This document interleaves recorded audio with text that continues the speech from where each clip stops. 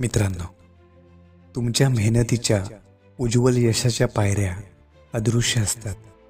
त्याचे स्पष्टीकरण मागणाऱ्याकडे दुर्लक्ष करा. पण तुमच्या आनंदात आणि विजयात सामील असणारेच लोक खऱ्या अर्थाने तुमचे सर्वात मोठे आणि अमूल्य धन आहेत. प्रत्येक उगवत्या दिवसासोबत स्वतःला अधिक सुंदरतेने आवरायचं, आलेल्या वादळात सावरायचं, रुसलेल्या मनाला प्रेमाने मनवायचं, क्षणभर हसून दुःख विसरायचं आणि उत्साहाने जीवन जगायचं. झाड कोसळत असताना जी मुळं त्याला घट्ट धरून ठेवतात, त्यांना ते वृक्ष आयुष्यभर विसरू शकत नाही. त्यांचं जीवन त्या मुळांचं कायम ऋणी राहील. माणसाच्या आयुष्याचं सारही काहीसं असंच असतं. आपण करत असलेले प्रयत्न इतरांना व्यर्थ वाटतात, पण खरी वेदना तेव्हा होते जेव्हा ज्याच्यासाठी हे सर्व काही करतो त्यालाच त्याची खरी किंमत कळत नाही.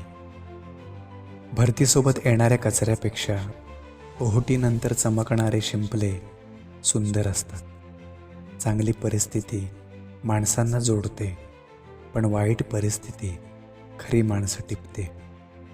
लक्षात ठेवा, कुणीतरी तुमच्यासाठी नेहमी उपलब्ध आहे याचा अर्थ ते रिकामे नाहीत. त्यांच्या व्यस्त जीवनातून तुमच्यासाठी अमूल्य वेळ काढला जातो, कारण तुम्ही त्यांच्यासाठी त्यांच्या कामापेक्षाही अधिक मौल्यवान आहात. थोड्या चुका झाल्यावर साथ सोडणारे अनेक भेटतील, पण तुम्ही चुकल्यावर सुद्धा तुमचा हात धरून योग्य वाटेवर आणणारे लोक दुर्मिळ असतात. ते देवदूतासारखे असतात. त्यांना कधीही सोडू नका.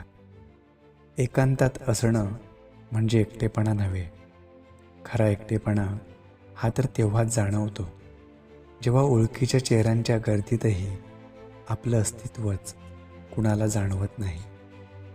प्रामाणिकपणा आणि नम्रता हे जेवणातील मिठासारखे असावेत, चवीपुरतेच.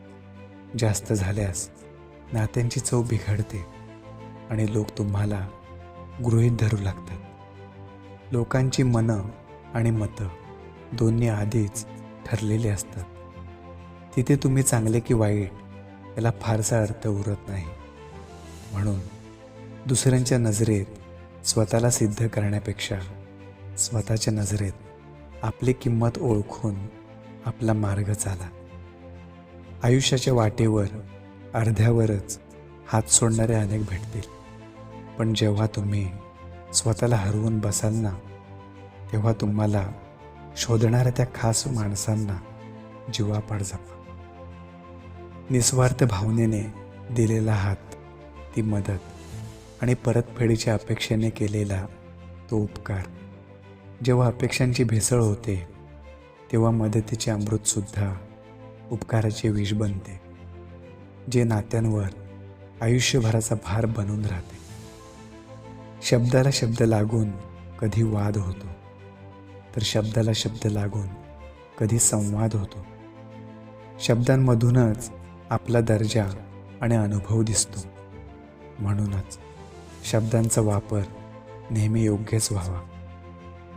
आपण संस्कारापोटी काहींना मान देतो, पण त्यांना ते आपली कमजोरीच वाटते.